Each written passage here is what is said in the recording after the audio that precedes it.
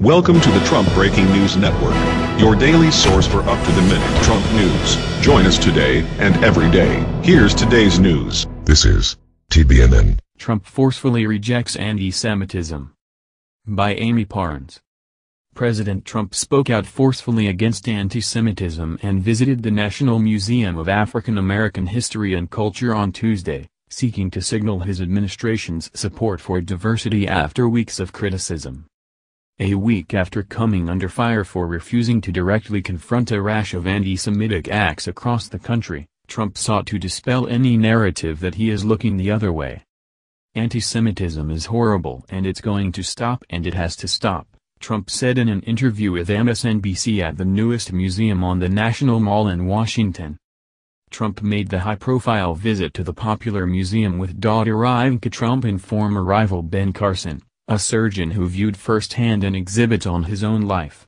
Trump has nominated Carson to serve as Secretary of Housing and Urban Development. Trump pledged to do everything I can to continue that promise of freedom for African Americans, for every American. The president has come under fire in recent weeks for not speaking out enough against anti-Semitism. He was criticized earlier this month when a White House statement on Holocaust Remembrance Day didn't mention the killing of 6 million Jews. Suggestions that the Trump White House is anti-Semitic have also been driven by the president's hiring of former Breitbart News executive Stephen Bannon as a senior advisor. The news site has been accused of anti-Semitism, with critics pointing to a story about Weekly Standard editor Bill Kristol that referred to him as a renegade Jew for not backing Trump. On the other hand, Ivanka Trump converted to Judaism after marrying Jared Kushner, who is now considered Trump's closest advisor in Washington. Kushner and Ivanka both take Saturdays off to observe Shabbos. The insinuation that Trump was anti-Semitic made him indignant, said Trump supporter Jeffrey Lord. He wanted to circle back and make sure people knew where he stood on this, Lord added. At two press conferences last week, Trump failed to speak out against anti-Semitism, puzzling some in the media. Asked about anti-Semitism in a joint press conference with Israeli Prime Minister Benjamin Netanyahu, Trump brought up his Electoral College win in the presidential election and then name-checked Ivanka.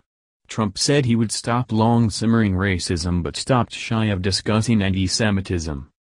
A day later, during another press conference, Trump declared that he was the least anti-Semitic person that you've ever seen in your entire life after telling a Jewish reporter to sit down because he was asking a negative question.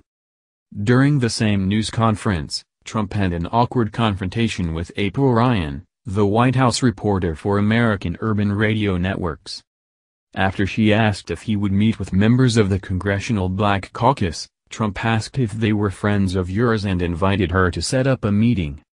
It clearly suggested that issues involving the African American community were not high on his agenda, said Clemmy Harris, an assistant visiting professor of African American Studies at Syracuse University. Like many of his policies, they're ad hoc and reactionary. Harris said African Americans paid close attention also when Trump implied that Frederick Douglass, the renowned abolitionist, was still alive in comments earlier this month at a Black History Month event. Frederick Douglass is an example of somebody who's done an amazing job and is getting recognized more and more, I notice, the president said at the event. Trump supporters say the remark was overblown. Trump won a higher share of the black vote than the last two Republican presidential nominees, who both ran against Barack Obama. He still performed dismally, and black lawmakers in Congress were among the first to boycott his inauguration. The president has also been viewed by some as anti-immigrant, a narrative that likely worsened on Tuesday after the administration announced a proposal to consider almost all undocumented immigrants as subject to deportation. He has appeared stung at times by suggestions that he is insensitive to minority communities.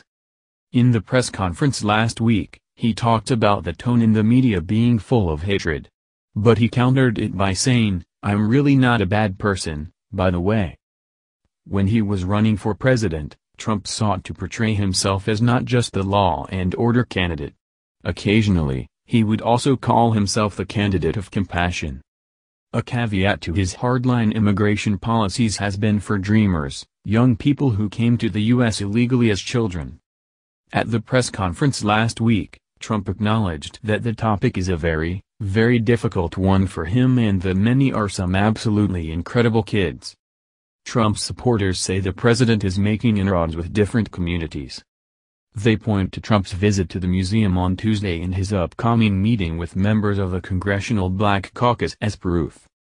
It's part of an ongoing strategy and effort to reach out, Lord said. I think you're going to see more of it. In an interview with The Hill on Tuesday, Representative Emanuel Cleaver, DMO, said he was pleased to see Trump reach out to the African American community by visiting the new museum. At the same time, Cleaver added, reaching out without policy changes is motion without movement. I don't even think going to a church is reaching out, Cleaver added. Reaching out is tough, and I'm not sure the president wants to do that. Cleaver took it a step further, to quote one of the president's favorite people, Frederick Douglass, if there's no struggle, there's no progress. Likewise, members of the Jewish community accused Trump of merely going on damage control, and even that was too little, too late, said Steve Goldstein, the executive director of the Anne Frank Center for Mutual Respect. Goldstein wrote in a Facebook post that Trump's statement on Tuesday is a pathetic asterisk of condescension after weeks in which he and his staff have committed grotesque acts and omissions reflecting anti-Semitism, yet day after day have refused to apologize and correct the record. That's the news. Join us here every day. Be sure to subscribe and click the bell. See you next time. This is TBNN.